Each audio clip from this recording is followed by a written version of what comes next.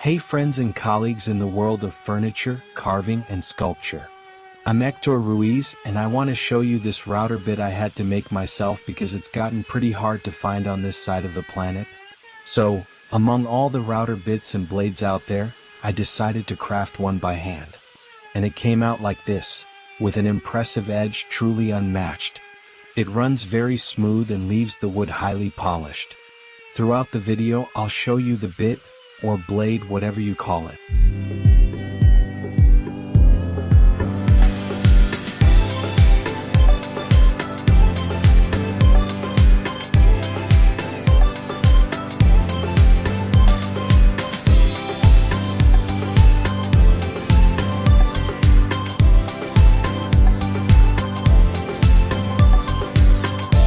Good morning. This is the router bit I want to show you guys, which I made by hand. It's one of those old bits, or blades, from back when they didn't come with a bearing. The ones made of solid steel.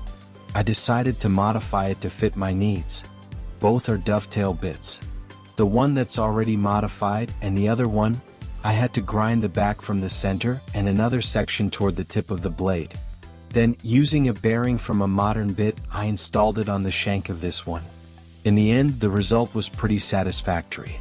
It was exactly what I was hoping for.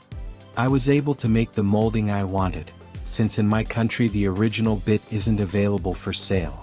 We've made so many modifications to old bits and blades, just like with the custom router bits we use for high relief carvings and some sculptures. We started out with handmade router bits, and this time was no exception. It took me half a day to make 3 bits to get this molded.